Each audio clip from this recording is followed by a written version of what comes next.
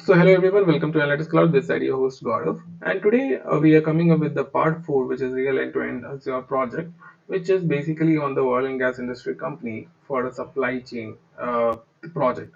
Okay, so if you are watching this video for the first time, I like let's say if you directly started with this part 4, I would suggest you to go with the part first, second, and third first, where we have tried to cover this real end-to-end project starting from the scratch, where let's say if any problem that comes up to you, how exactly you will approach that problem. First you will have a business understanding where you will be having conversation with different business people, different stakeholders, right? And then based on those discussions, those business understanding, you will be trying to design some kind of an architecture, right? Once that architecture is defined, then you will be going for the resource provisioning, and then you will be building the pipelines, right? So the very first part in our video will cover the business understanding, where the second part will cover the resource provisioning, and the third part we have developed design, basically where we have done the development of the Azure Data Factory pipelines, and this is the part 4 where we will be continuing that particular ADF pipeline into the next layer, where we will be also calling the notebook activity, and we will be looking through the medallion architecture of the Databricks. And not only that, in the previous video where we have not, as we have communicated earlier, we will be coming up with the how to update the watermark value. We have also done the same here. Okay, so let's just go to the next slide, which is this. If you remember, we have already discussed on this on the very first part of the video. So before starting a part 4, I would just like to give a recap. Okay, so where we were, let's say, working for some oil and gas industry company, where we have got a problem statement saying that they wanted to reduce their cost, right? So that was the problem statement that we got. So they wanted to reduce their cost. We thought of, okay, let us just first try to understand the business problem, right? So where we understood that, okay, there is some kind of an archaeologist who will be looking for some kind of a land, and then and that land there will be a plant that will be built, right? And that plant will be built from some kind of a software, let's say SV3D software, which will be used by the engineering team, right? So this engineering team will be using this 3D software in order to build the plant. In order to build the plant, now there will be some materials that will be required, right? So what they will do, they will create one material requisition list that will be sent to the procurement team in order to identify what are materials do they have already in their current inventory, and let's say what are the materials that they do not have. So the materials that they do not have, probably they'll have to procure it or purchase it from different suppliers that they deal with, right? So we came up with the suppliers. Let's say suppliers data we were having in some kind of an on-premise SQL server.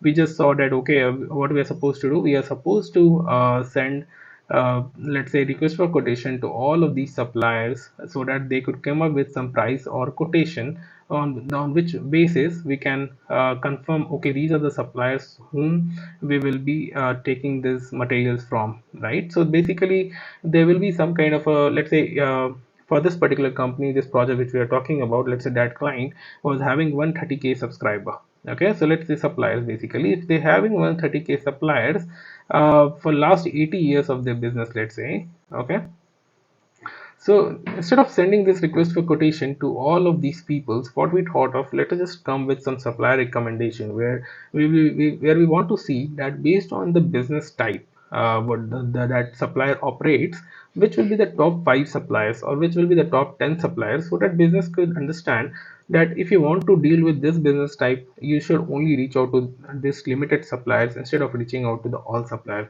So it will not just solve in the time reduction, but it will also help in the cost reduction, because the better supplier that you choose, better the service that you will be provided by those suppliers, right? Let's say we have multiple suppliers. Let's say if you are dealing with a supplier who are not good on delivering the product on time, or those suppliers might give some kind of a defect, let's say product, right? So you'll have to incur those losses as well. Like if there is any material that came as not defective, basically you will have to return that again. You will have to wait for a certain period of time, and that might hamper your business, right? So that is very important to have a very good list of suppliers to whom you can send this request for quotation. So that's what one of the problem that we deal with in this particular project. We have many other problems that we figured it out in this project, but we will be discussing those If required, you can just put it in comments that if you want more problem on this project, so that we can make video on those problems as well. But for currently in this particular series, this end-to-end project, we are focusing on top recommended suppliers basically. Okay, so now, in order to do this, like to get a good supplier list, we should take consideration, like factors into consideration, all the factors that is there basically, like shipping factor, logistics factor, let's say what else? It could be any other factor, as in defect quality, product quality, basically, right? So all of these factors will be taken into the consideration. So in order to do that, okay, what we have to do first of all is we will have to bring all of these data from different sources of these divisions, right? The data might be on-premise SQL Server, it could be on SFTP, it could be an SAP sources, right? So that's what we did. For in our use cases, we have brought the data from on-premise, and we are bringing the data to the raw layer through Azure Data Factory pipeline, which we have done it in our last part, which is the part 3. So till here we are good in the last part where we have brought the data till the raw layer. Now we will see this particular part where we are bringing the data from raw to bronze, bronze to silver, and silver to gold. Okay, and not only this, in this raw we will be loading the data, which will be the basically full load and incremental load, where we have created a dynamic pipeline that was just one pipeline which will solve all of your need basically, right? So let us just start the practical of this video. Let us just start looking into the ADF pipeline and try to understand the changes that we have brought into those pipeline in order to do a watermark, basically record the watermark values. Okay, so let me just go and open the Azure Data Factory pipeline.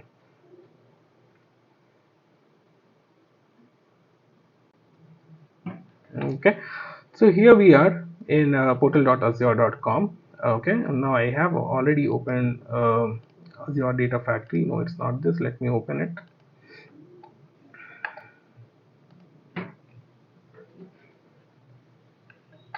Okay, so if you remember earlier, we were having one of the pipeline that we created, which was responsible for copying the data from on-premise to SQL Server that is there in the Azure cloud, right? So let's say I'll go to the pipelines. This is our pipeline. Okay, so we have a control table, we have a for each loop here. Inside control table, if you remember, if I just run a query of select star from dbo.control table, okay, there's some issue with my network. Let me just reconnect to this.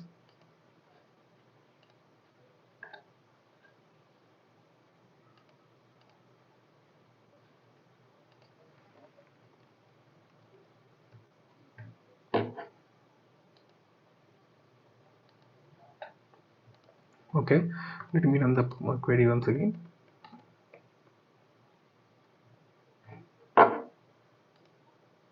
So here we are. So this is a control table. If you could see, we are capturing all of the data that is basically useful here, like what is the source system name, what is the business area that it is dealing with, what is the type of the object of the source that we are dealing with here, what is the schema, what is the object name, what's the location if it is a file, what is the target location, which is a raw container here as of now, what is the target object location, object name basically, what is the file format if it is a file like parquet orc avro you can give. Then you have a partition column on which partition basically you are saving a file. What is the load type of these tables basically, is it an incremental or a full load? Then if it is a incremental, then there must be a watermark column. So watermark column is nothing but that unique value based on which you will be loading the data. Okay, so that's what we are. Let's say if I'll just open a whiteboard probably, and if I'll just show it to you, let's say. So basically what we are doing, we are having an on-premise SQL Server, correct? Let's say if I'm talking about this on-premise SQL Server where we have one of the table which is purchase order table, purchase order. Let's say in this purchase order table, okay, if we have PO ID, which is purchase order ID, let's say supplier ID, let's say unit, quantity, amount. Let's say we have this kind of an information here in this purchase order table. Now what you are doing is you are copying this data from on-premise to Azure SQL, right?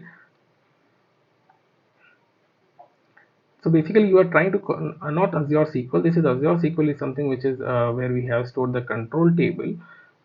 You can store the data into Azure SQL as well, but in our use case we are not doing that, where we are just copying this data into Azure Data Lake Storage, ADLS.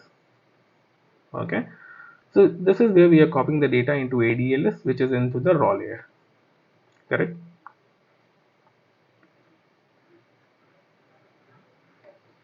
Okay, so now let's say if you have a scenario where you want to load the data from on-premise SQL Server, and if you want to load it into Azure SQL or into ADLS, then you might do this transfer basically of two types. One is full load. The other type we have is incremental, right? So what does this full load means? Full load copy basically means you are copying the entire data that is present in this on-premise SQL Server as a source, and you are bringing the data into the destination. So basically it is nothing but truncate plus load every time. Okay. Now, if we are talking about the incremental data here, so incremental data, let's say what happens is, let's say yesterday you did a full load, like bringing the entire data from this purchase order and you brought it into the Azure SQL. Let's say till yesterday, whatever the data that you have brought here was having a POID as 95. Let's say student ID is 101, latest 20, quantity is 60, amount is equals to $500. So let's say yesterday the data that you have loaded is up to the pure purchase order ID 95. Now, before you run your pipeline again, there are few other data that was loaded into this purchase order table. Let's say today. So now once you are running this pipeline, instead of bringing the entire data once again, you can just bring all of these data, which is the incremental data, like kind of a delta data, from this source, so that you don't have to copy this entire data once again, right? So there, like in order to figure it out, the new records, that is the delta records, which are the delta records, you will have to have some kind of a watermark column. So let's see, here we are taking this purchase order ID as a watermark column.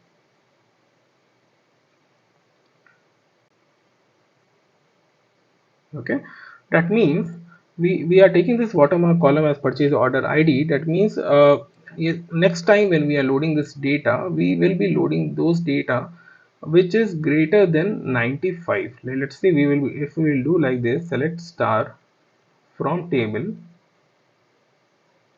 where POID is greater than 95. That means it will get us all the data which is the incremental data.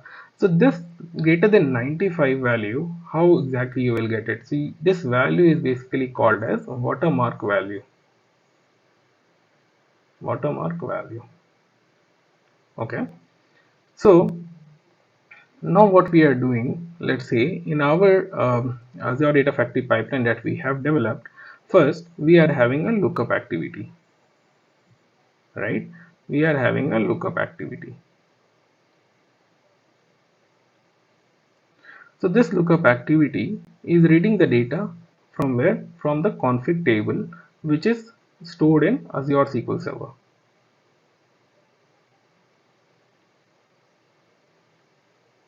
right? So what information that it is trying to read?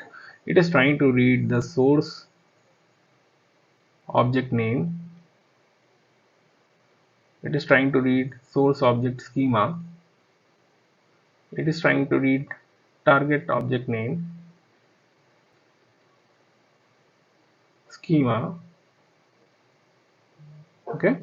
Now it is also trying to read what is the load type,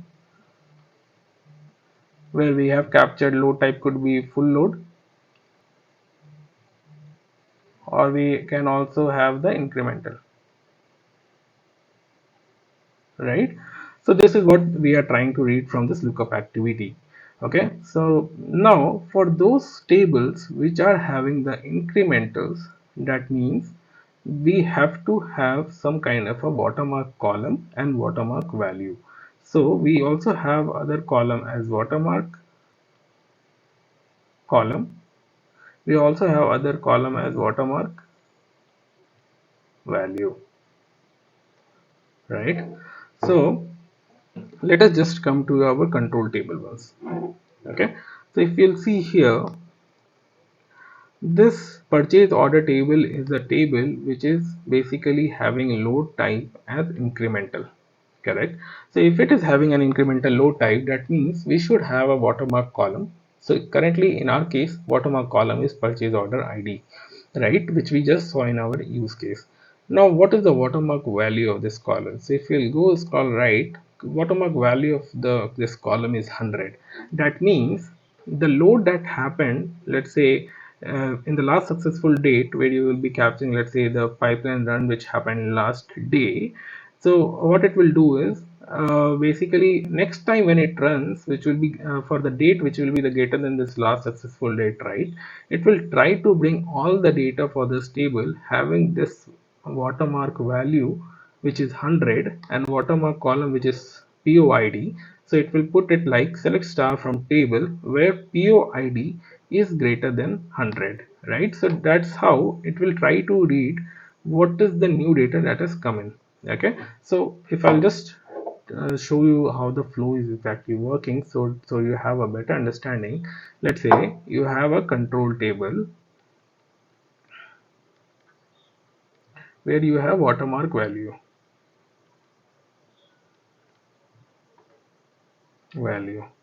you have watermark column.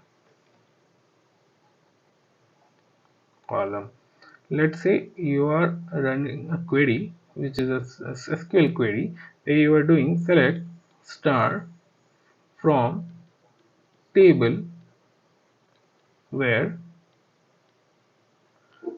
this watermark column, whatever we are getting it from the lookup from the config, watermark column is greater than watermark value, right? So that what will happen, let's say if I'm talking about the purchase order use case PO table, then watermark column is what POID, then watermark value is what 100. So it will replace this POID here. So select star from table will be basically whatever the table that we are reading. In this case it will be PO table, where watermark column it will take as POID, where POID is greater than 100. So what will happen is this query, now since we want to bring this data, select star from table where POID is greater than 100, we want to bring this data from on-premise SQL server. Sorry, yeah, on-premise SQL server, because there is where we have got the new data. So we want to run this query into this on-premise SQL server table. So once we run this query into this table, we will get those records and we will copy it into ADFS. Okay, I hope you understood. If you're not, you can just post me in the comments. I can just go into more deep dive into this. Okay, so let's go to the Azure Data Factory pipeline. Okay, so this is what we have, which is the control table, right? If you see, we have a lookup activity and the settings which is basically referring to this data set, which is Azure SQL DB. So we are trying to connect to Azure SQL DB here, where we are writing a query where select star from control table where indicator is equals to 1, right? So that means we are taking all those control table, all those data from the control table which we want to be active, basically where we have kept indicator is equals to 1. So here in this query, we have not kept these as a dynamic because this is something which is never going to get changed, because our control table will be fixed all the times, and that's the reason we have just written this query. If you want, you can just put it in some kind of a parameters and you can just use it here. Okay. So now let's say once we are reading this entire data from here, if I do a preview data, we will be able to see the same data that we saw there, right? So this is the data that we are getting, where we are having object name, target object name, we are having watermark column and watermark value. Okay, Now let's come to the for each statement. Okay, now we have made few changes into this for each. So if you'll see here, we have put a if condition. Okay, so this if condition, what you can do, you can just go to the activities, you can just look for the if condition and you can just drag and drop it here. Okay, so now we have this if condition where it checks whether the data that we are reading from the Azure SQL, from the control table, whatever the tables that we are reading, whether it is a full load or an incremental load. Right, so if I'll go back one stage and if I'll show you this control table in this preview data itself. Okay, we were having one column which is basically load type column. If you'll see, this load type column is where we are specifying whether this table is incremental or whether it is full load, right? Because we have two options. If it is a full load, then directly we just have to copy entire thing into the table. It will be just like an overwrite. If we are trying to do an incremental load, then we will have to look for this watermark column and we will have to look for the watermark value as well, right? That's where we have looked for these two conditions. Now if you'll go here, okay, so if you'll see this if condition, let me go to the expression. Okay, so if you'll see here what we are doing, we are checking the item dot load type, which is full load on incremental, whether it is equals to incremental or not, right? So if it is incremental, that means this if condition will be true. If it is not incremental, that is if it is a full load, that means this if condition will be false, right? So let us just go ahead and look for those conditions. If it is a true, that means if it is an incremental load. Okay, so let's go to this true activity. Okay, so here if you will see, we have used these activities which is basically similar to the one which we were having earlier, just that two new components we have added. One is the lookup, one is the stored procedure for updating watermark. So let us just understand this. Okay, so let's say we have a lookup activity, we have a copy activity, we have two different stored procedure for success and failure, and we have one stored procedure for watermark. So if I'll go back here, okay, so let's say initially what we did, we were having a lookup which we were reading for the config, correct? Now it is reading the entire data. Now in this lookup we are doing a for each. Now inside this for each we have a if condition. The if condition, it is checking whether load type is full load or incremental. If it is incremental, then we have to perform some steps. If it is full load, then we have to perform some steps. Okay, now let's come to those condition if it is an incremental. Okay, so what we are doing is, first of all, we are trying to do a lookup. Okay, then we are trying to do copy. Then we have stored procedure for success, stored procedure for failure, and stored procedure for updating watermark table. So this is something which we have discussed earlier in a part 3 video as well, and this is something which we have added in a part 4, which is for the stored procedure for updating the watermark value in the control table. Okay, so let me go back. So this is the lookup value which you could see. If we go to the settings, this is connecting to the on-premise SQL DB. Okay, so this is connected to the on-premise SQL server, and this is running some kind of a query. So let us just focus on this query a bit. Okay, so here if you will see what we are doing, we are saying if the item load type is incremental, then do a concatenation of this query. Which query is it? It is select max of watermark column as watermark value from schema dot table name basically. Otherwise, keep it as select null as watermark value. Here in our case, let's say we have load type. So we are running the query based on the load type, right? So let's say we have this load type. As you already know, based on the data that we have loaded, we are having two types of load type. One is incremental, one is full load, right? Now, let's say for the very first condition, where if we are talking about if it is an incremental load, okay? So if it is an incremental load, let's say I'm talking about one of the table that we have, which is purchase order, right? So in this purchase order table, we are having PO underscore ID as a watermark column, which we discussed just now. Watermark column. Inside this, let's say if we have yesterday, this PO ID was loaded up to, let's say, 95, then we have this 95 as the watermark value. I hope till here it should be clear. Okay. Now, what you are supposed to do? Let's say if it is an incremental, first of all, we are inside a for each loop. We are inside a for each loop in our ADF. Correct. Inside for each loop in ADF, with the help of @item, it will iterate for all the tables. Correct. Now we are inside the if condition, if activity basically, and in this if activity we have already filtered out those tables which are load type as incremental. So now it will run only for the incremental. So now we will be running this query only for those incremental tables, right? So if I'm taking this purchase order as my first example, today, let's say yesterday, let's say today minus 1. So let's say I'm just saying it today's date minus 1, that is yesterday's date. Let's say now I will be running today's pipeline.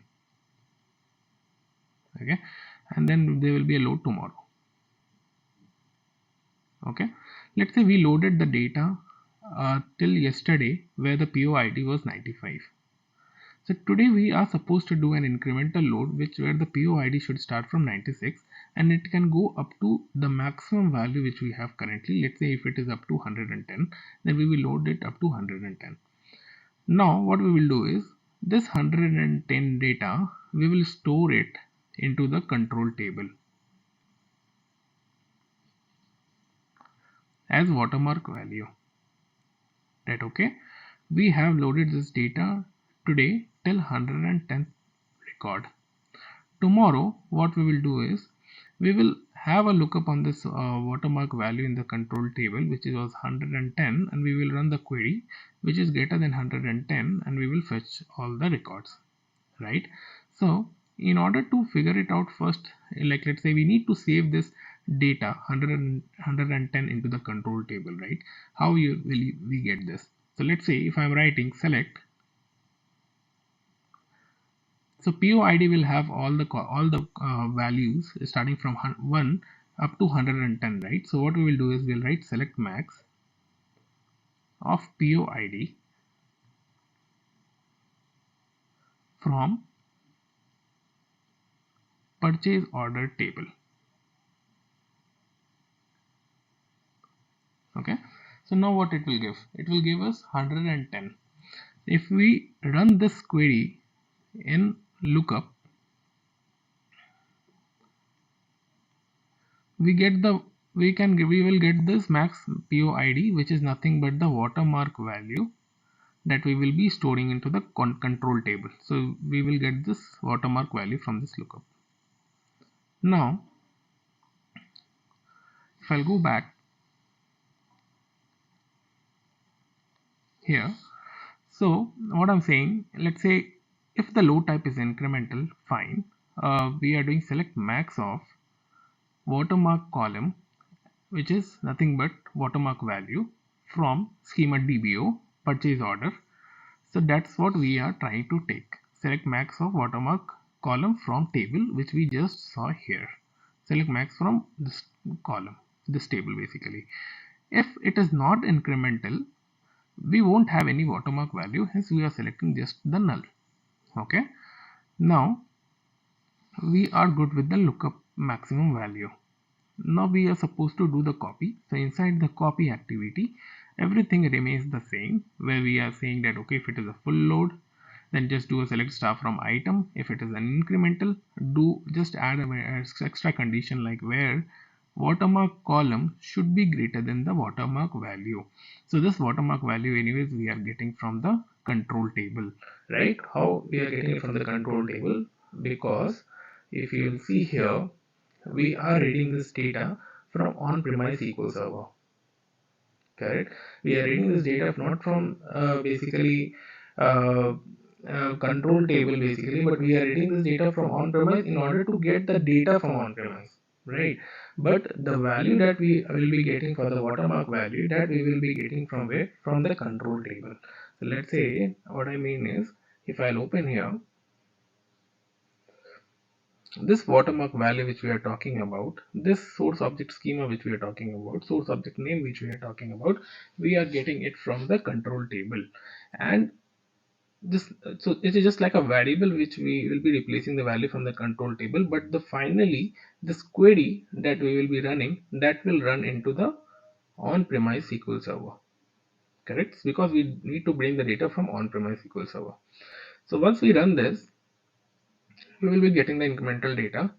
Then the other process remains the same, where we will be having a stored procedure for a success, where we are calling this stored procedure and we are capturing all these parameters like copy activity, in time, queuing time, and then start time, transfer, copy duration, data factory name, data read, and all of these rows copied and all of these details for the logging purpose. Similarly, we have the stored procedure for the failed ones, where we are storing this data for the data factory destination, what is the name of the data factory, what is the destination, what is the error code, what is the error description that we are getting.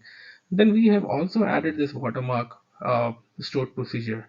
So this watermark stored procedure, what it will do, it will have three parameters. One is what is the object name, what is the watermark column, and what is the watermark value that you are inserting. Because as I mentioned that uh, again, that we are running this pipeline today, we might need to update this watermark value, so that tomorrow when we are running, when we are doing the copy activity and we are putting this condition that where watermark column should be greater than a watermark value, here the watermark column should be greater than watermark value, this watermark value should be the updated value, right? So that's the reason we are updating this watermark into the stored procedure. If I go into Azure SQL, and here if I'll go to the stored procedures, so this is the update watermark stored procedure, okay, where we are taking the source object name, we are taking watermark column, we are taking watermark value, and then we are doing the required step in order to update the basically the control tables. If you could see, we are updating the control table where we are setting the watermark value, and where the object name is this, and we are setting the watermark column.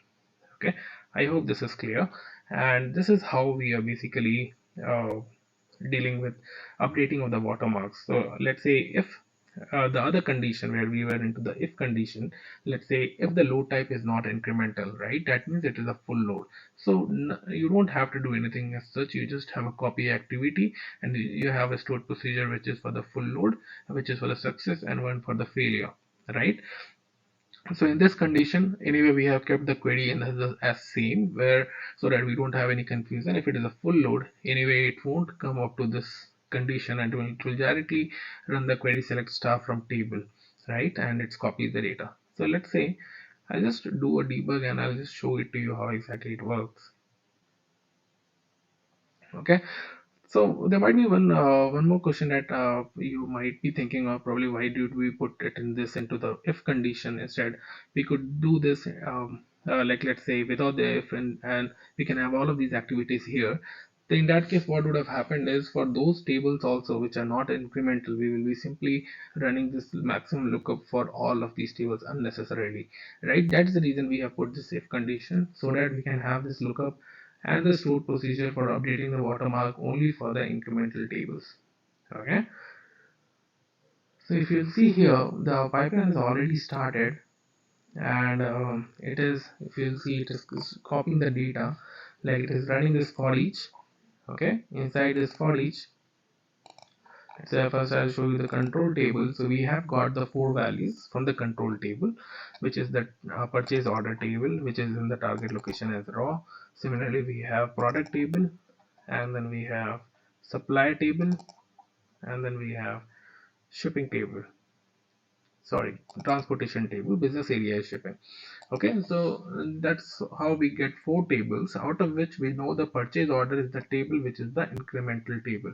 So if you'll see here, we are running a check which is on the if condition to check whether the table is full load or whether the table is incremental load. Based on this particular checks, we will be doing the lookup. So let's say if you'll see here, we are doing a copy full load 3 times and copy data 1 time, which is for the incrementals. If I'll just check the input of this, you will be able to see that we have this query: select star from purchase order table where PO ID is greater than 100. That means so it has selected the correct table for this watermark, and it is selecting for wherever the PO ID is greater than 100. That means it will be able to get the incremental data. With respect to this copy full load that we are talking about, we are just running a query of select star from DBO supplier. We are not doing any maximum of anything, and we are just doing the entire full load copy. Right? That's what we are doing here. And finally we are uh, storing, like updating the stored procedure, and this is the stored procedure of the water, basically the incremental one, and this is the stored procedure of the watermark table. So this is watermark table stored procedure that we are running basically is, let's say, a value as purchase order, right, which we are taking a watermark column, we are taking it 100, and this is the maximum value that is inserted today. So since we do not have any more data within 100, still remains the same. Let's see if we today, if you would have got any new data which would be more than 100, this watermark value would be other than 100, and that watermark value will be updated. Okay, makes sense. So that's how we are dealing with this pipeline. Now this pipeline is basically calling your let's say loading your data into ADLS, which is into the raw. If I'll go here, let's say we have this storage account, we have this container, we have raw, gold, bronze, silver. If I'll go to the raw layer, we have all of these tables here. Okay, so if you'll see all those 23rd data which we have, 1 2 3 and 4, these are the data which we have recently loaded. Okay, now, so this is one of aspect of the pipeline which we are doing. Now let's say once we have this data into the raw layer, now we have to look into how exactly we need to go to the bronze, we need to go to the silver, we need to go to gold. Okay, so let's say what I'll do here is I'll add a notebook activity. So this is a database notebook activity. Okay, let me add it here. Okay, now we need to create a database link services. Let me go here. Let's say we have this database link services, and then it is auto resolve integration runtime. This is the subscription that I select. I already have the workspace. Okay, and let's say I'm saying that this is the URL of the workspace that is automatically populated. I'm saying whenever we are running this pipeline, this new job cluster should be populated. Okay, so I've created this new job cluster, and let's say it is asking me for the access token. So what I can do is I can just generate the access token of this database notebook. Let's say if I'll go here into our resources,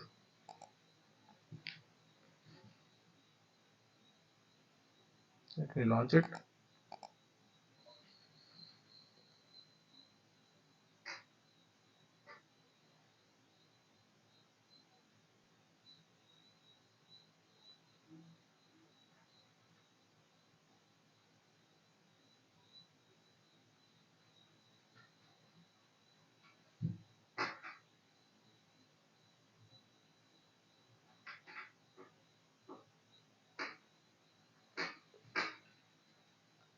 Okay, so until this, let's say it is getting loaded, I can go back here. Okay, so let's say will give some cluster versions. Okay, first we need to give the access token, so let's come here. So this is our Databricks which we have currently. Now we need to create an access token. So you need to go to the Databricks workspace, basically let it get open, and here you can go to user settings.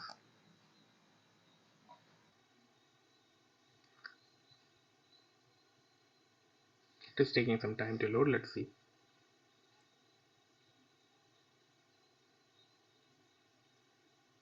Okay, now here in this user settings, you will need to have the select the access tokens. So you need to go to this developer, and you need to go to the manage and generate new token. Let's say I'm saying it this is valid for 90 days and this is for ADF connectivity. Let's say I'll just do a generate. Okay, so you need to copy this access token and you need to paste it here. Okay, now either we can have this access token in the key vault, either we can have it in the access token here. Let's say let us just do this using key vault. So I'll just go to the secrets. I'll generate a new secret which is db as in Databricks access tokens.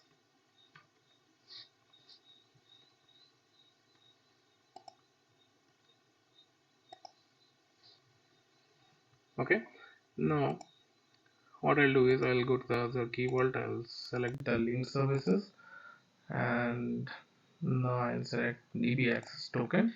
Okay, now I have this. Now let us just select the C cluster version. Okay, so let's say we'll take 11.3 LTS. Let's select some node type. We'll select some DS3 v2. We have Python version as 3. Okay, let's keep some auto scaling, like let's say 2 to 5, though it is not required in our case, but I'm just putting it like something which we'll use in the real time. Let's say instead of DS3 v2, most of our project we also use DS12 v2. So that depends on the project requirement basically. Like these are the memory optimized standard DS12 v2, but I'm just taking some one as a random, and I'll just do some test connection. Okay, and it is successful. So let me just create it. So we are good with this link service. Now let's go to the settings and let's just select our notebook path. Let me go to the shared.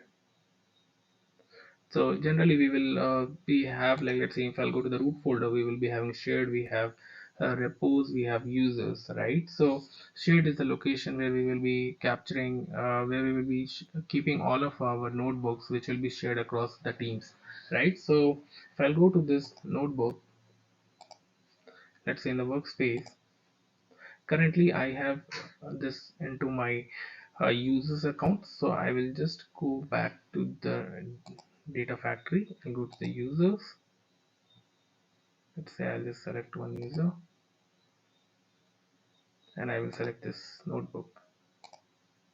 Okay, so that's how you select your notebook. And if there is any parameters that that needs to be mentioned, if there is any libraries that needs to be appended, you can just add it here.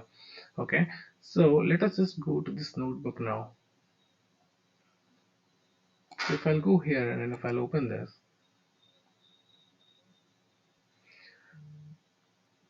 so this in Azure Data Factory, if I'll go here, this is the notebook activity which we have added, and the link services that we have created there. If I'll go to the link service, we have selected the job cluster basically. So new job cluster will be created for all the times when you run this notebook activity, right? This will be active for that particular session and for to running this notebook, right? So basically, if you want to do some kind of a debug, here you can just go to your compute basically, and you can just create a new cluster there. Okay, so we have already created a cluster and we can attach that cluster to a notebook. But for you, if you're doing it for the first time, you just come here into the compute and just create a new cluster for yourself. Okay, it is taking some time to load. Let us just wait for some time so that I could show it to you how exactly you need to create a cluster. Okay, so here you need to create compute, and here you can keep the access mode whether it's for single user or for shared. Let's just keep it for single user, and then we can give the Databricks runtime, and we can give the worker type and minimum and maximum workers. You can just have one or two workers just for the testing purpose instead of this, because it might consume your free free credits that you have got, right? And this is something we terminate after how many minutes after do you want to terminate of inactivity, so that you can configure it here. Okay, that's how you will be creating your cluster by clicking on the create compute. And once you are into your notebook, you can just select whatever the cluster that you have created from here. Okay, you have this option here in the drop down where you can just go and select the cluster. Okay, so now let's start with this particular notebook understanding. Okay, we have understood till now that we have the data into the raw layer, and now once the data is into the raw layer, we are calling this Azure Data Factory. In Azure Data Factory pipeline, we are calling this notebook, which will be performing these steps. So let us just understand these steps one by one. Okay, so first of all, uh, in order to read the data from this Databricks notebook to Azure Data Lake storage, you need to do a mounting. Okay, so let's say now what we are supposed to do is, now we are into a stage where we have the raw data,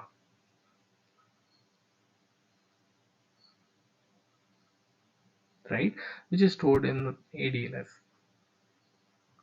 Now we need to read this raw data using Azure Databricks notebook.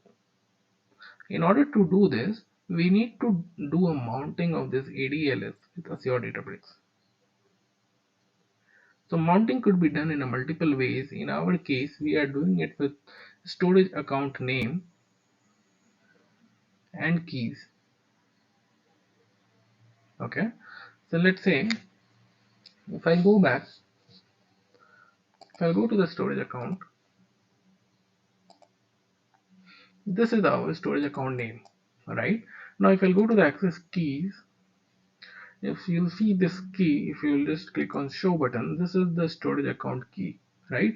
So let's say if you are passing this key and this account name to any person, they might be able to access this storage account probably from either from this data factory, either from this Databricks notebook, or either from Azure Storage Explorer, right? So that is not safe in order to basically show this key to the person who are not authorized to read this storage account, right? So what we'll do is we'll try to store this key into a key vault. So if I'll go to a key vault here, I'll go to the secrets, and I can just click on the generate, and I can give the secret name, and I can give the secret value, and I can just do a create. So here in this case, we have already having the storage account key that I have created.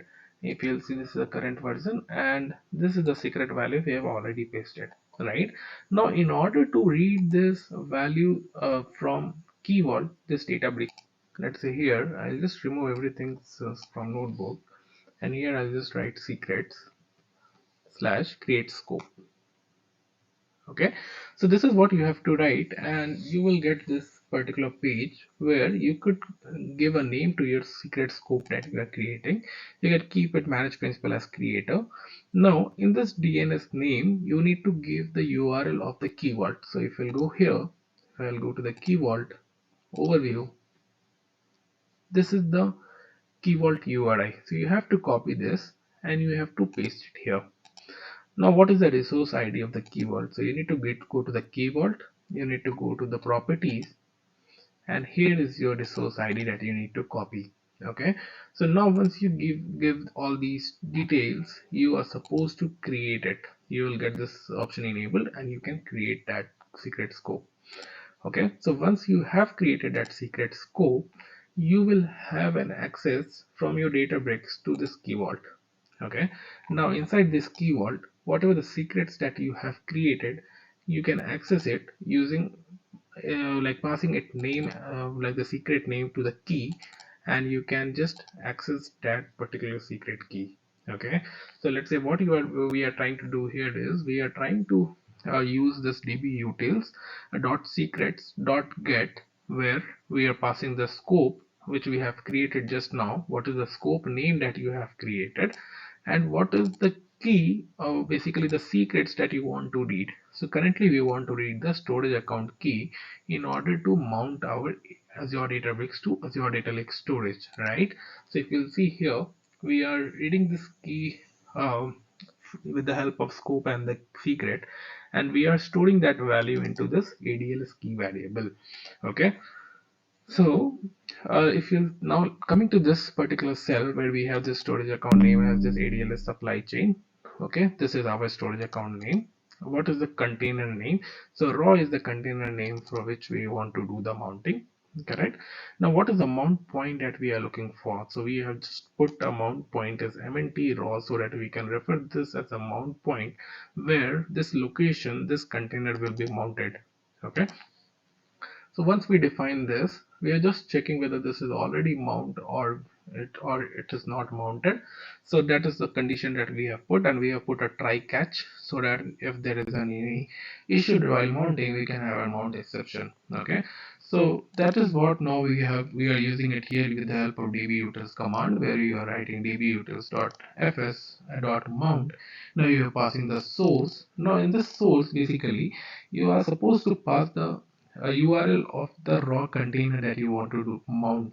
So here if you'll see uh, this first curly braces that we have will be replaced with a blob container name, which is a raw, and the second curly braces will be replaced with a storage account name, which is ADLS supply chain dev01. Okay, it might be different for your uh, basically for your use case, because earlier we were not we were having some different name actually. Okay, so you can just replace it like this. You can keep your own storage account name, and you can just pass a mount point, which is nothing but mnt raw here. And in extra config we are supposed to pass account name, which we are already passing, and we are supposed to pass the account key. So instead of key, we are passing the basically this placeholder which is containing the keys, right? So you're not hard coding it anywhere, this key. Now if someone is using this also database notebook, if they are reading it, they will be able to figure it out. Okay, this is the storage account name that we are referring to, but they won't be able to figure it out what is the key of this account. Even this storage account name, you can create a secret name into the keyword, and you can read it like, let's say, storage account name in the terms of with the help of that dbutils_secrets.get, so that people won't able to know the storage account name also if they want to read this Databricks notebook. Okay, so once we pass all of these informations, you can just run it and you will be able to mount that point. Okay, similarly you will have to do it for silver, where we are just mounting the silver point. Everything remains the same, so we are just mounting silver, and similarly in the below we are just mounting bronze, and now we are left with the gold, so we are mounting the gold.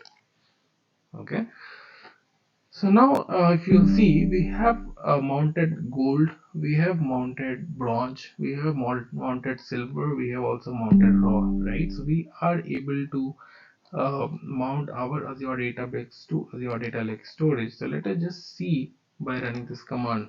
Okay, so what we will do is we will just try to read let's see the files that is present in the mount raw here. So let's see, if I'm inside the mnt and then raw, I can see all of the files that was there into my Azure Data Lake storage. Okay, and that means we are able to read the file from Azure Databricks. We have the access now. We can see it here. We have the path, we have the name, we have the size, and what is the modification time. Correct. So let us just start with our very first process here. If I'll go here, okay, we are good with this raw data now. We have loaded. Now we are able to use this Databricks notebook and to read this raw layer. We have done the mounting. Correct. Now once this mounting is done, let us just continue with this bronze layer. Okay, so let me go to the bronze. Okay, now first of all, in order to do any of the tasks, first of all you need to read that data, right?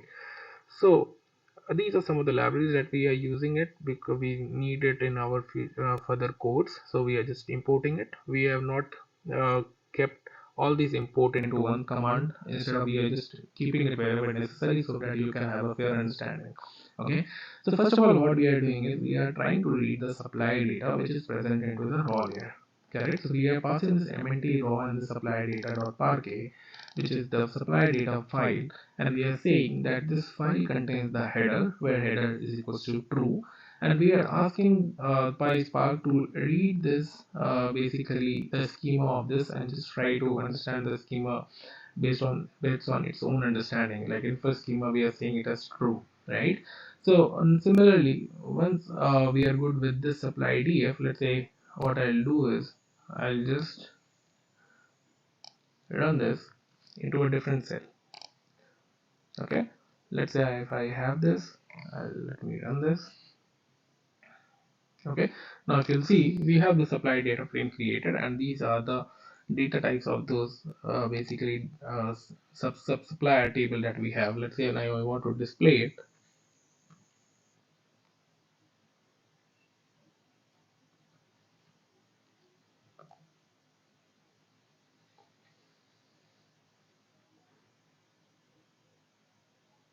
You could see, we can see the supply data now, where we have supplier ID, we have TIN number, we have company name, we have date of registration, subscriber city, town, telephone, fax, email, business license number, and business type, right? So we have all the information now available which is related to the supplier, correct?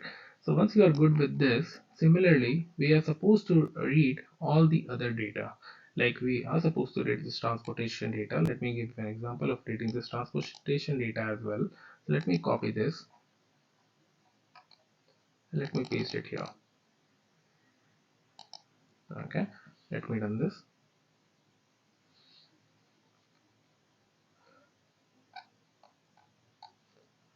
This is something I have added by mistake, so let me remove that and run it again. Okay, so we have run this transportation df and it is ran successfully. Let us just see the data frame of it. Like this contains basically transportation ID and the modes. Now let's just display it.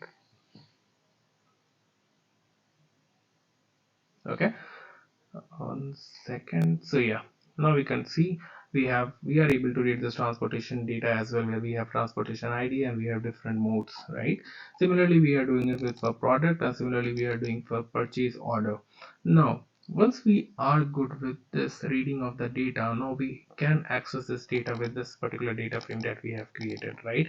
Now let us just do some kind of a checks that we usually do in branch layer. So branch layer is a layer where we will be doing all of these data validation or pre-validation checks, data quality checks, and data type checks, and all of these null handling, missing values, or everything we will be doing in basically in the branch layer, right? So we are just starting with the very first thing that we are doing, which is data quality framework. Okay, so if you'll see here, what we are trying to do is we are trying to find out what are the null count for each tables.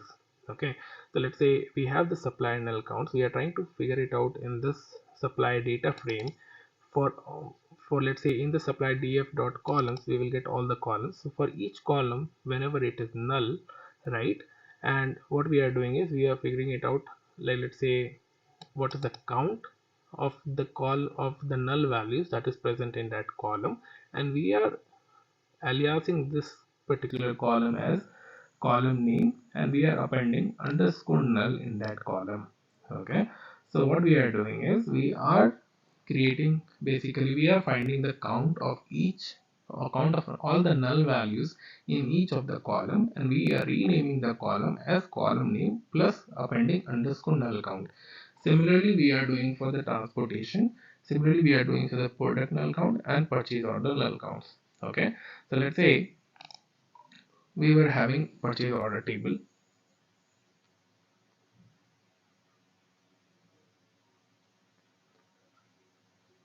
Okay, what we are doing, whatever the nulls value that we have, we are trying to do a count of all of these nulls.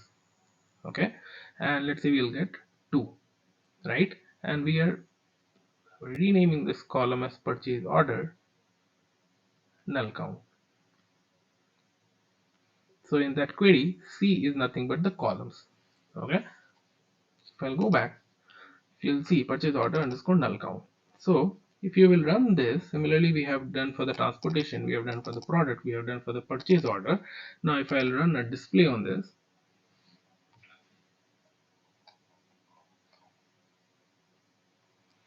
so this is what we will got.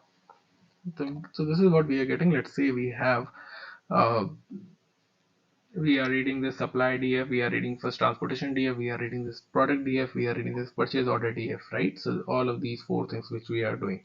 Later on, we are creating the supply null counts, which we can see here. And then we have transportation null count, product null counts, and purchase order null counts. In this supply null count, you can see for each columns that we have appended underscore null count for each of the columns, right? So there is no null count here, no null count here. Similarly, for these columns, we have 967 null counts. For this town, we have 2328 null counts, and so on.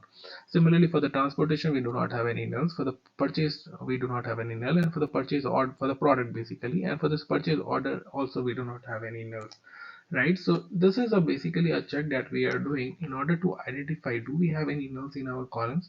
If yes, then we are supposed to handle those nulls somehow. Let's say we can do basically fill this null values with some default values, right? So that's this kind of checks that you could do.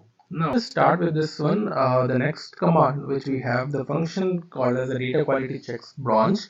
Okay, so what it will do is it will check it will take the data frame as an input, and it will check in the data frame whether or the fields that it has, basically whether what are the data types of that field. So that's what we are doing, trying to iterate each fields and try to get the name and the data type of those data frame, basically those columns.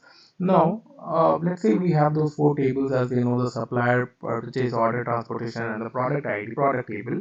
So if we have these four primary key columns, right, so we are just checking that we should not have any duplicates in our table. So there should not be any value that should be uh, greater than one. Like, let's say there should not be any duplicates into this column. Let's say I'm talking about the supplier ID. There should not be any supplier ID which should occurs more than one time. That's what we are trying to do it here. Like, we are doing a group by, and we are just trying to find where the count is greater than one. And if we are saying that if it is greater than zero, that means it is kind of a duplicate records. Otherwise, we are saying that there are no duplicate records found. Okay, if we'll run this, we are good if we will be able to see that there are no duplicates found. If you want to see the data type, you could just uncomment this, and probably once you run this, you will be able to see what are the data types of each of the columns, right? Like student, like supplier ID, table type, 10 number, and a string type, and all those stuff. Similarly, if we'll go here, as in the previous step we did, uh, we figured it out if what are the null counts basically, right? So now in order to handle those nulls, what we are doing here is we are trying to fill some null values. Like, instead of null, we are just trying to fill with some default values. So we are saying if in the supply table, if the let's say supplied city is unknown, is null, then replace it with unknown. If telephone is null, replace it with 9999. Similarly, in the transportation, if it mode is null, then replace it with unknown. Similarly, product ID, if it is null, then zero. Product type, we can make it as unknown. Similarly, for the purchase order, if PO ID is null, then make it 0. Though it is a primary key column, it cannot be null as well. But if it is a product ID, if it is null, it is 0. Order quantity, if it is null, then 0. Right? Once we do all of these changes, we'll be writing this data into the branch layer. So let us just write this data into the branch.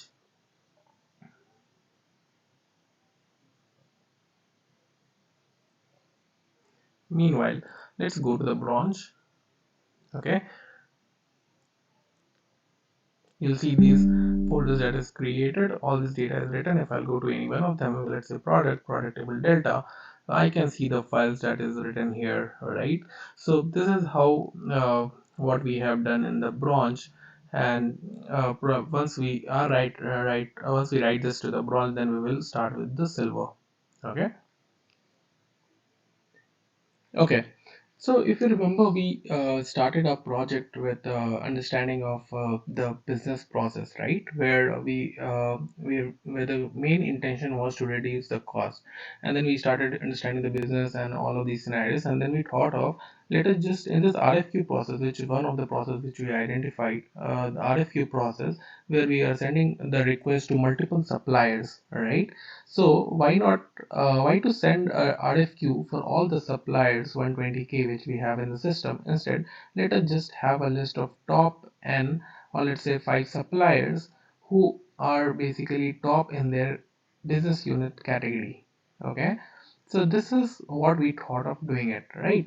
And let's say in order to do this, we might need some factor on which we will be doing the ranking of the suppliers, like let's say rank 1, rank 2, rank 3, rank 4, rank 5.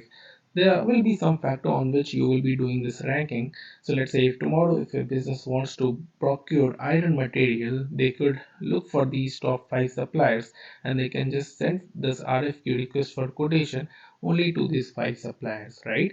So now let us just talk few few business concepts with respect to their ranking. So what all ranking, like how, what are the factors that could affect ranking? Okay, so we'll just discuss on few of the factors that could affect ranking, which was taken into consideration. Let's say I'll just give you one example. Let's say the business wants to buy iron, right? So they will raise an RFQ where they will be asking the suppliers, okay, what at what price you will be providing me this X unit of iron. So let's say we have iron as a product, we need X unit. Okay, let's say we have supplier 1, supplier 2, supplier 3, supplier 4, until let's say one supplier 130K. Okay, now what happens is each supplier, let's say, will come up with some price. Okay, that by some confirmation, like okay, they are able to deliver these products iron on so date, and this will be the amount of the product basically. Okay, so now what business will do, uh, let's say what we can do is, let's say if we will figure it out, like if we'll do a sum of all the cost that we are getting from different suppliers, let's say y1, y2, y3, y4 plus up to yn, and if we will divide with number of suppliers as an n, we will get average price of the product. Correct? Once we get this average price of the product, whatever this, what, let's say if I will put it in a number line, let's say if we have like this, if I have this as average price, which is certain amount, let's say 50. So if supplier 1 is coming up with Y1, which is lying here as $70, and supplier 2 is giving it as $35, which is lying here as Y2, similarly we will have Y3 and Y4 and all the stuff, right? So we will be able to know, okay, this is something which is more like, this is like a large deviation from the mean, right? This is more deviation from the mean. So we can get to know, okay, these are the suppliers which are charging very huge price. And then what we will do is, we can just select few suppliers. We cannot directly go with the supplier which is offering the very least price, right? Because even if you, let's say if you want to order any item online, right, you might go for Amazon or Flipkart, and you will be looking for that particular product, let's say, and if that product is basically available in different range, and if it is not belongs to any product, like I'm not talking about any electronics product where the prices will be fixed, but let's say if you're talking about any product which there will be a variation on the prices, and it has not been manufactured by some standard or big company, then the prices will differ, right? So even if you will get different prices, let's say for 30, 40 and 50, what you will think of, let's say you will check the reviews, you will see what how much ratings or how much star you have got it for this particular product, and how much rating you have got for this product, and based on all of these scenarios you will also see some images, how exactly the product is getting delivered. Is there any issues with that supplier who is delivering this product? There might be a situation where the supplier who is taking this order is not delivering on time. So based on all these other factors, you will see that okay, this is something which is not the least price, but this is something a good price that I could get, and that supplier is also very good. So we have an assurity that that the product will be delivered to us. So based on these kind of factors, you will be selecting one supplier. Correct? So that's how basically what they'll do is they will ask again these top suppliers, basically, which is into their good books, and they will ask that, okay, can you just offer this into this average price they will mention, and they could just ask for a negotiation. Okay, and then they will ask for a negotiation, and there could be chances that the supplier might agree to that, or might reduce its price from their own original price, right? So whatever the price that was offered initially, that is first price, minus what is the last price, is the negotiation that happened. Correct. So this is one of the factor. What is the negotiation capacity of the supplier? Now coming to the other factors, let's say we there are multiple suppliers, S1, S2, S3, S4, and we are saying we need X unit of products. There could be chances that S1 supplier, out of X products minus 20 products gets defective, and that might go for a replacement. Similarly, S2, 30 products gets for defective and went for replacement. So this replacement will again incur an additional cost to the business, right? So based on all of these scenarios, let's say 20 out of 100, 30 out of 100. So this is something they have some kind of a defective score. Okay, so based on these factors they might figure it out. Okay, what are the negotiation capacity, what are the defective score. Okay, like let's say more the defective score, that then you should not go for those suppliers, because there might be high chances that the project that they will be delivering to us might be defective, right? So so that's what we are trying to do here in this notebook. Let me just go to the notebook here. Okay, so if you see, first of all, we are reading this delta data, which we are reading it from the branch. Okay, and then we are first creating a negotiation score. Now, this negotiation score that we are creating, let's say, once we have done all of those basically findings based on the scores, we are figuring it out mostly for the business type, let's say whether it's printing or stationery or software development. The business negotiation score is 0.9, 0.8, 0.95, or otherwise it is 0.75, right? Let's say now coming to the defect quality. So whichever supplier is having a business type in detergent sanitary items, there, let's say they're having a high, let's say business basically defect quality. If they are into building and construction materials, metal and metal products, let's say the defect quality is medium, otherwise it is a low. So that's what we are trying to figure it out, the negotiation score, what is the defect quality. Let's say if we are talking about the transportation, let's talk about some priorities. If it is a truck, the priority 1, ship priority 2, airplane priority 3. Let's not go with the meaning of this data, just try to understand their understand the logic behind it. Like let's say in this priority we have truck, ship and airplane, either we could keep airplane as the first priority, and so on. So similarly we have the product data where we have price category, where we are saying that okay, if the price is less than 50, then the product is low price. If the price is greater than 50, the price is 200, and less than, sorry, if the price is greater than 50 and equals to 50 and less than 200, then it is medium price. And if the price is greater than equals to 200, then it's a high price, right? So in once we figured out all of these, then we are just doing a with column. With column is nothing but basically here we are creating this new column. Okay, and in with column we are specifying this as a new column, and we are specifying these conditions. Similarly here we are creating new column, which is the column name is total cost, and we are saying create a column which is total cost and multiply these two columns. So we first will multiply this order quantity with cost of each order, that will be total order cost, right? So if we will run this, okay, so now if you want to run like see this the value of this purchase order data, let me just write display purchase order data and let me run it. Okay, so here you could see we have this data. We have the purchase order ID, we have the product ID, what is the availability of the product, how many numbers of product that is sold, what is the revenue that generated from the project, product, basically what is the stock level, lead time, order quantity, shipping time, carrier, all of these data with respect to the purchase order. Also here if you could see, we have this total cost which we have just derived, right, which is the order quantity into cost is equals to total cost here. Okay, so we have all the data now available in the purchase order data. Now let us just write this data here into the silver layer. Okay, so I'm just writing just reading the path of where I'm supposed to write. I'm just doing supply data dot write dot format. I'm forwarding it as delta, and then overwrite is the mode. I'm just passing this location. If we'll do this, then we are good with the silver data now. Okay, now we have all the files present in the silver layer. Okay, so now if you could see what exactly we have done in silver layer, we have done some kind of a like derived column transformations where we have added few columns based on the business scenarios.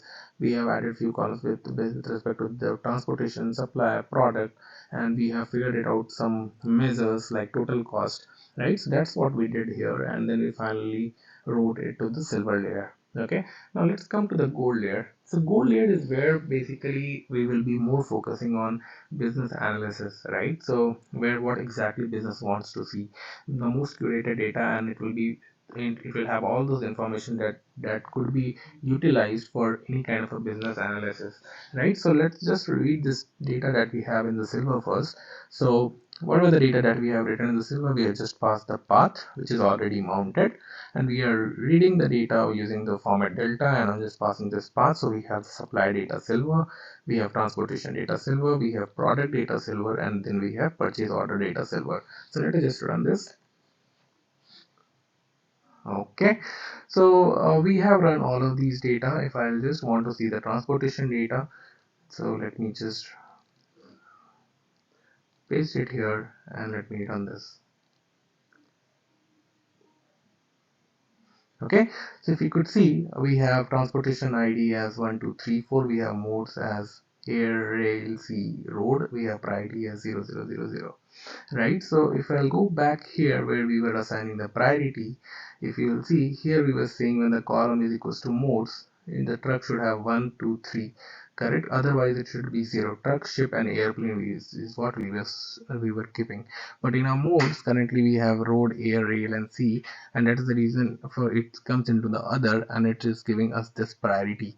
Let's say if you want to keep air as the priority one, I'll just copy this probably and I'll just paste it here. Let's say if I'm saying if the mode is air, okay, make it as, let's say, 1.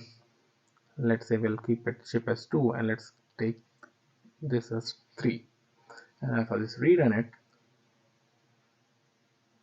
okay, now let's say I'll reread the data. Let's say I'm writing the data here. Actually, once I'm writing the data, let's go here and let's try to read it once again. Okay, now let me write the data, sorry, read the data. Okay, now let's run this. Okay, now if you'll see, we have changed the priority of air to 1, right? Similarly we can have across different scenarios. Okay, so this is how the priority is what we have defined in previous layer. Okay, now let us just go for some of the business cases. So let's say here we are trying to capture basically the average number of services provided by the supplier. So what we will do, let's say here in this case, the Yodex supplier which we saw, Ubix supplier basically deals with 4 business types. So if we will find based on group, like if we'll do a group by on the supplier name, and we'll find out the count of this business type, and if we will take out the average of that business type count, basically we will get the average number of services provided, right? So that's what we are doing, where we are doing a group by on the company name, we are finding the distinct count of the business type, and then we are doing an aggregate where we are doing the average of the service count.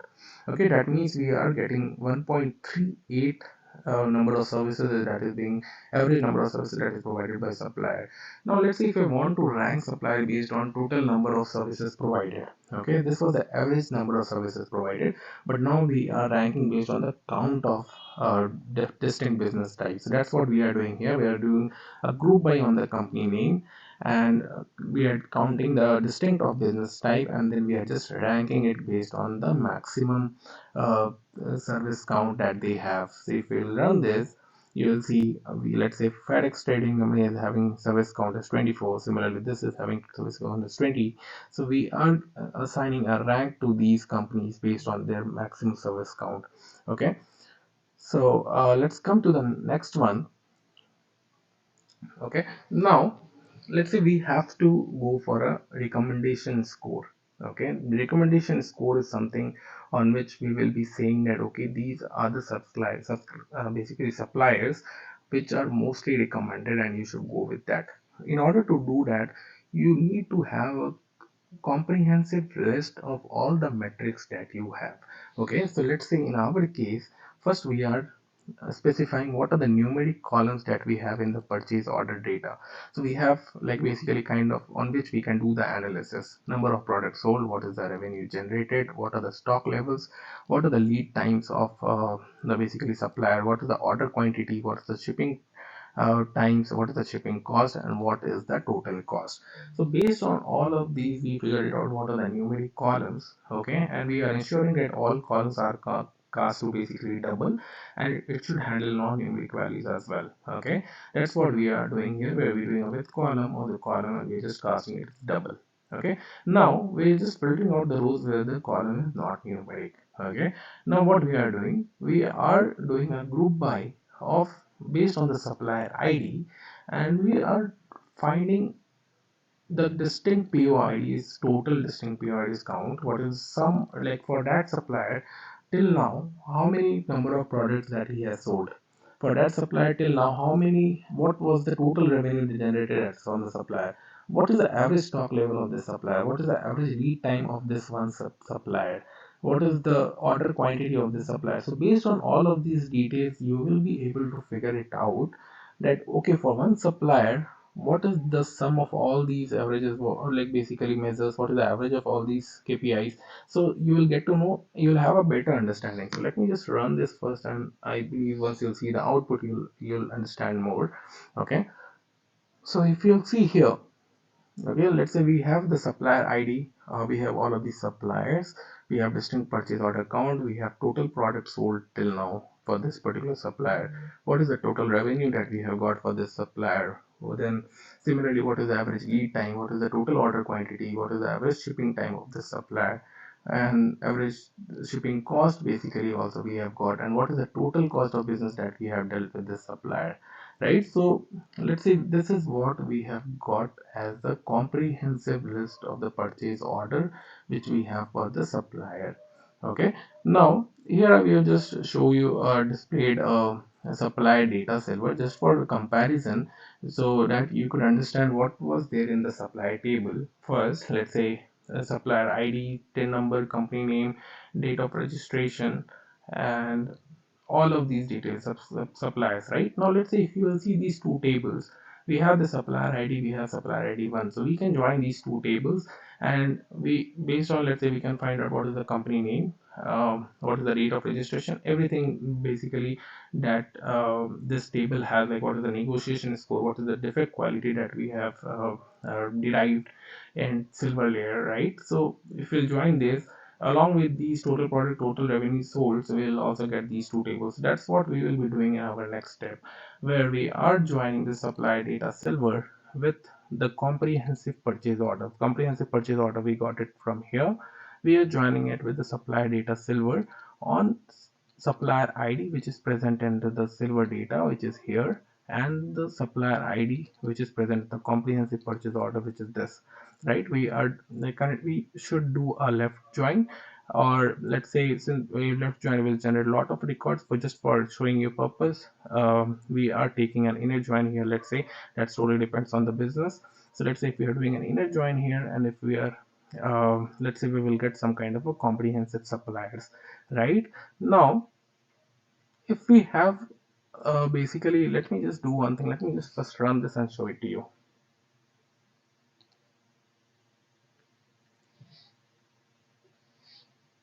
Okay, if I'll just display this,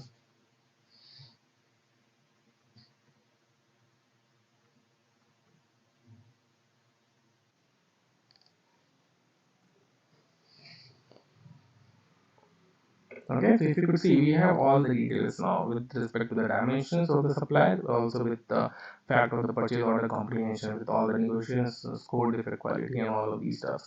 Okay, so let's say these are the suppliers which are joined now. From the in, we have done some inner join. Now we are going with the comprehensive suppliers. Okay, now here we are calculating the recommendation score. Okay, so the recommendation score that we are calculating is basically based on all of these columns.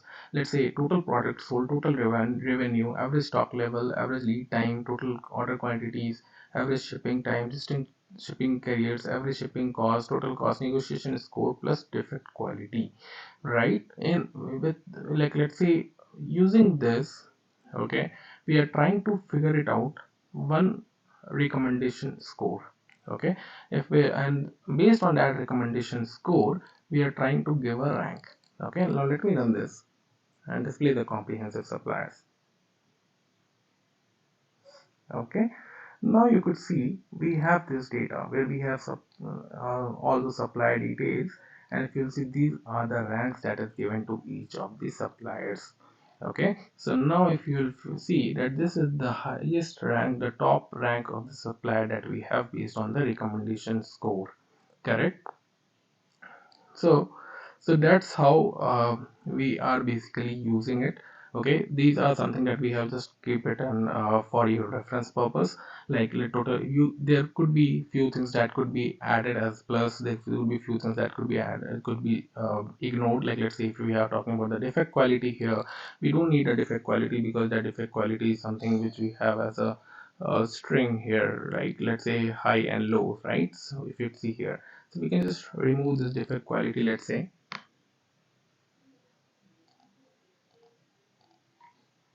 Okay, and let us just rerun this. Okay, and let us just, if you'll see it now, we have a recommendation score, and then we have this ranking. So basically it totally depends on how exactly you want this recommendation score to be based on your business scenario. Okay, let's so we have this comprehensive supplier list now where we have already given the ranking for each suppliers based on the recommendation score set by our business, correct? So now let us just write this data into the gold layer. Okay, so as you could see, this the delta data that you are writing, which is the comprehensive supplier, could be used now for any kind of an operations. Either it could be used as an input to some ML models that could be designed by data scientists, or this delta table could directly be used in order to connect to the Power BI for some kind of a reporting, right? So that is something basically an overview of how exactly we took the data from the raw, did some changes in the bronze, and some added some business related columns into the silver, and then we did some analysis, business analysis, and figured out some rows into the gold layer, right? So if so, and that's then that's where then this will be connected to some dashboard, the Power BI, and they can generate some kind of a report. So just for the reference purpose, we have just done some plot by express, and using this we have tried to uh, draw some kind of a figure, like some graph which could be helpful. So if you could see, this is taking top n subscriber, which we are passing it as 5, and then we are passing axis as supplier ID, y axis as recommendation score, color as the business type. So let us just run this and let's see how what exactly it shows. Great. So here, if you could see, they have this bar chart where you could see we have the supplier ID, we have this recommendation score, we have the business type. So if you'll see, this supplier basically, which is having supplier ID is 2774, is as the highest supplier, like basically the rank one supplier for any household and office furniture, right? So similarly, if we'll go with this for any supermarket business type, supplier ID is having the second most, like basically like let's say the highest in their category. So these are the basically uh, uh, top 5 suppliers that we get across each business type based on the recommendation score.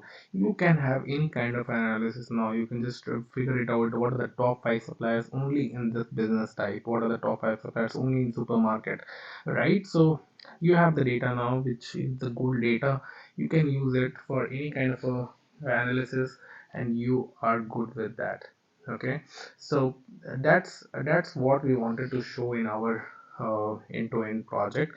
If I'll go back here, where we have where we are having this architecture, where if you'll see, we we have brought the data from source, we have the data into the raw, we brought the data into the bronze layer, and similarly we also did some silver, where we have delta tables. Then we did some transformation, and we brought the data into the gold layer, right? And in the gold layer we were able to see what are the top 5 suppliers based on the business units, correct? So that's a basic understanding of how is the flow of a data engineer. Now there will be a lot of other challenges that you will face in order to reach up to this stage, right? So what we basically we are thinking to come up with one more part, which is the final part, where we will be coming up with what are the business scenarios that issues that we face in this particular project, right? So let's say if you are taking this project for your resume, you must know what are the challenges that you faced in real time, right? So in the next part, we will be coming up with the real time scenarios issues that we faced. Exactly how exactly do we did the data modeling for bringing the data from purchase order, okay? And what are the few basically standard, or you could say like standard naming convention that we should follow in Azure Data Factory? What are the best practices in Azure Data Factory? How exactly do you orchestrate pipelines in Azure Data Factory? And if you want to move pipelines from one environment to different environment, as in somewhat bit information about DevOps, we will be highlighting all of those into our next part. So it will be a full-fledged end-to-end project for you guys. Okay, so thank you so much for your patience for this part, and keep liking, keep us commenting for any information, any doubts you have, or any more videos that you want to us to focus on any specific topics, so that we can include those topics into our next part. Thank you so much. Have a nice day. Also, if you have not subscribed yet, please do not forget to subscribe. Have a nice day. Thank you.